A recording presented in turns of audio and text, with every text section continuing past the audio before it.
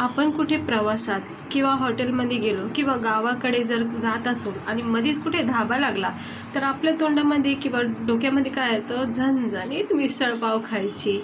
तर इकडे बघू शकता, आज मस्तपैकी असे मी ढाबा स्टाईल तुम्हाला आज घरच्या घरी मिसळपाव बनवून दाखवणार आहे. तर तुम्ही व्हिडिओ पूर्ण बघा आणि आवडल्यास तर नक्की लाईक करा. तर आज छानपैकी आपण मस्तपैकी अशी कोल्हापुरी अशी झणझणीत मिसळ बनवणार आहोत. तर इकडे बघू शकता मी काय काय साहित्य वापरलेलं आहे. खूपच कमी साहित्यामध्ये छान अशी मिसळ करणं आहे. तर ही मोड आलेली मटकी घेतलेली आहे बघा, स्वच्छ धुवून घेतलेली आहे. त्यानंतर ही शेव आपल्याला गरजेची आहे. ही आपलं फरसाण बोलतो आपण याला, हे घेऊन यायचं मिक्स फरसाण. हे बघा मला राहत नाही, मी खाल्ले 2-4 दाणे. आणि त्यानंतर बघा मी हा स्पेशल कोल्हापुरी मिसळ रस्सा मसाला घेऊन आले. रेडीमेड आता पॅकेट भेटतात बघा. हे खूप छान आणि असं खूप याने मस्त फ्लेवर टेस्ट येते, झणझणीत असा फ्लेवर येतो. तर हा नक्की घेऊन या तुम्ही जर मिसळ बनवत असाल तर.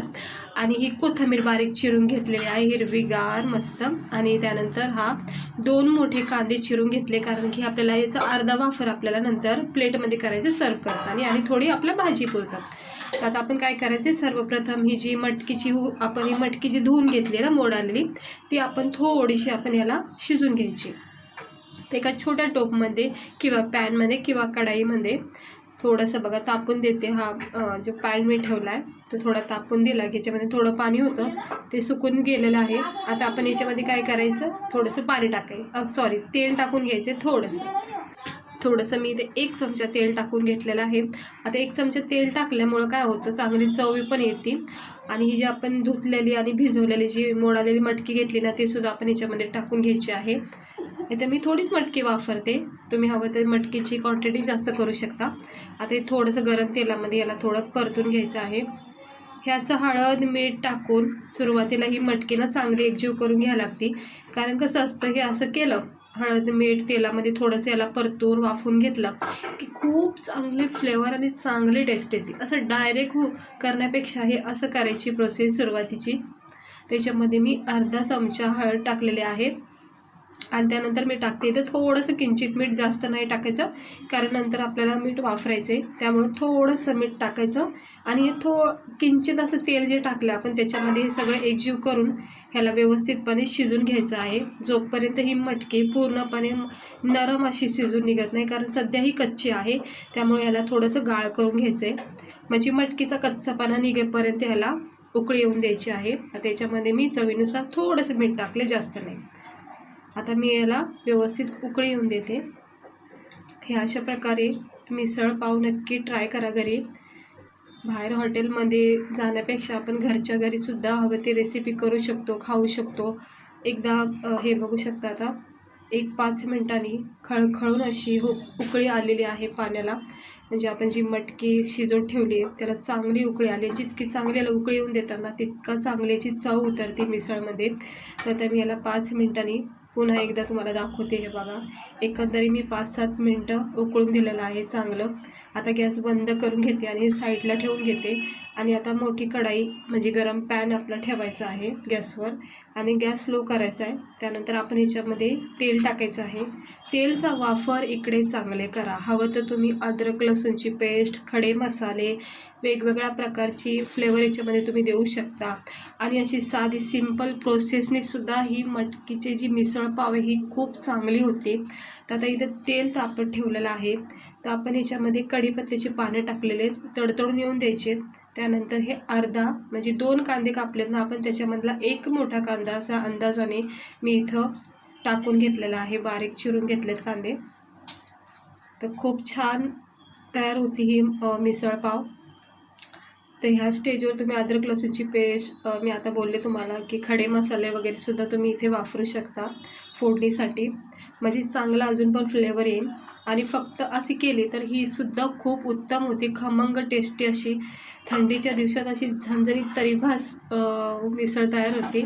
आता याच्यामध्ये मी छोटासा टमाटर कापून टाकलेला आहे, म्हणजे 1च टमाटर आहे पण बारीक केले मस्त. आता ह्याचा कच्चापणा निघेपर्यंत मी ह्याला परतून देते टमाट्याला कांद्यासोबत.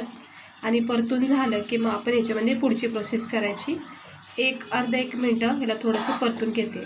हे बघा, गॅस माझा फास्टच केलेला आहे त्यामुळे चांगलं परतून निघत आहे. आता परतून झालं, थोडा वेळ झाला की आपण याच्यामध्ये डेली रुटीनचे मसाले टाकायचे. आवडीनुसार इथे मसाले वापरा.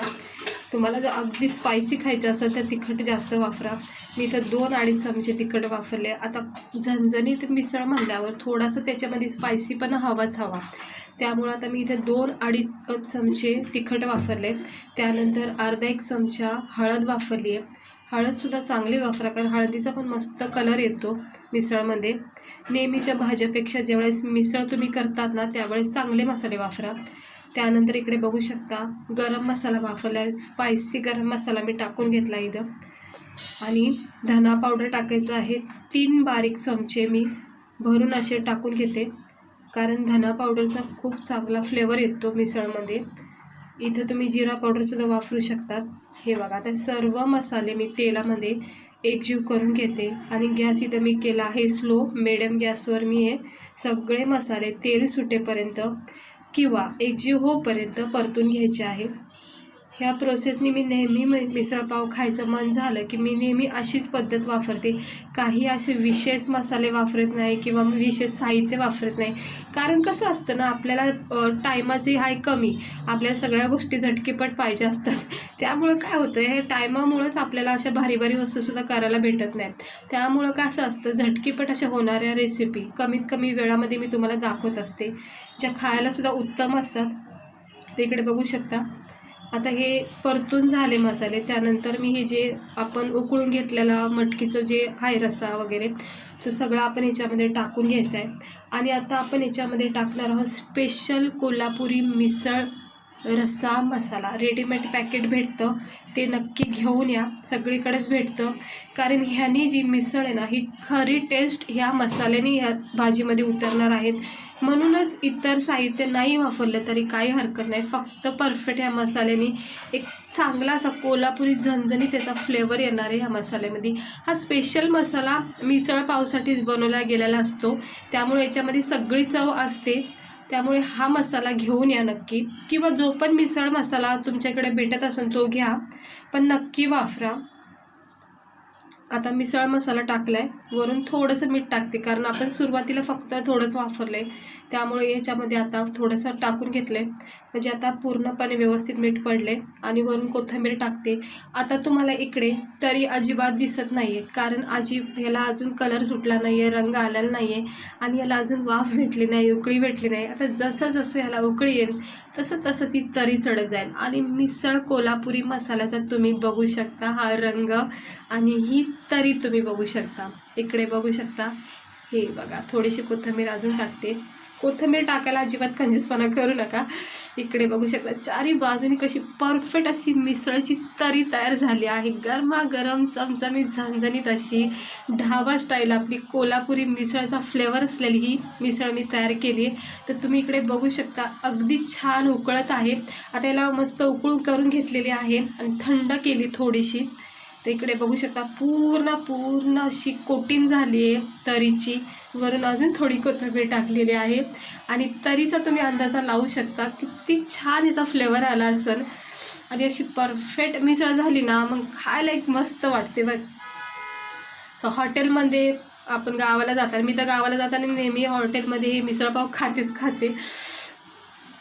हे बघा, आता मी करते हॉटेलसारखं परफेक्ट प्लेट तयार, म्हणजे तुम्हाला असं नक्की वाटेल की आपण हे हॉटेलमधलं ऑर्डर केलेले प्लेट आहे. इकडे बघू शकता हा उरलेला कांदा जो सुरुवातीला आपण घेतला होता ना, तो मी याच्यासाठी ठेवला होता. हे बघा, थोडासा इथं टाकून घेते, आणि नंतर लागला तर तुम्ही परत घेऊ शकता असं. तर इथे कट केलेला लिंबू घेतलेला आहे. लिंबू आवडीनुसार वापरा, मला तर लिंबू खूप आवडतं. थोडं कोथिंबीर घेते आहे, आणि इथे टाकायचं आपलं फरसाण, म्हणजे शेव, जाडी शेव ज्याला बोलतो आपण, जे मिसळ पावमध्ये वापरले जातात. ते फरसाण घेतलेलं आहे साईडला, म्हणजे आपल्याला लागलं तर आपण हे वापरू शकतो खाता वेळेस. आणि याच्यामध्ये आता मी टाकून घेते आणि मग तुम्हाला दाखवते. हळूहळू टाकवते, कारण की गरम आहे मिसळ, त्यामुळं थोडंसं टाकून झाल्यावर मी तुम्हाला दाखवते. हे बघा, हळूहळू हलक्या हाताने मी ह्या वाटीच्या सहाय्याने हा मिसळ जी आहे आपली ही ओतून घेतलेली आहे, सर्व करून घेतलेली आहे. आणि याची तरी बघा तुम्ही, किती छान ही तरीची कोटिंग आलेली आहे. लाल लाल भडक अशी मस्त आपली चमचमीत झणझणीत मिसळ तयार झाली आहे खाण्यासाठी. तर ही शेव जी आहे, ही फरसाण जी आहे ती अशी वरून चारी बाजूने टाकायची. हवं तर वरून तुम्ही कांदा कोथिंबीरसुद्धा टाकू शकता रश्श्यावर, किंवा नाही टाकलं तरी साईडला घ्यायचं. आणि गरमागरम हे मिसळ पावचं बघा आपलं प्लेट हॉटेलसारखं वाटतंय का नाही?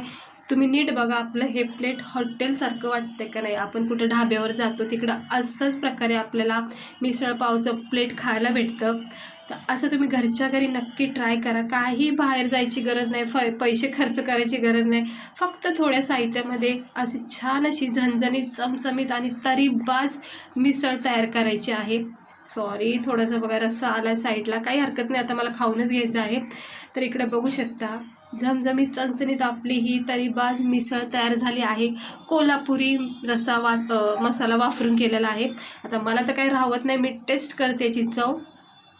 आणि हे बघू शकता इतका भारी. आता तुम्हाला मी फक्त बोलू शकते, कारण तुम्ही टेस्ट करा मग तुम्हाला कळेल इतकी छान फ्लेवर आला आहे. इतका स्पायसीपणा, झणझणीत, आणि मिसळ पावचा जो मसाला वापरला आहे त्याची खरंच खूप छान चव आली.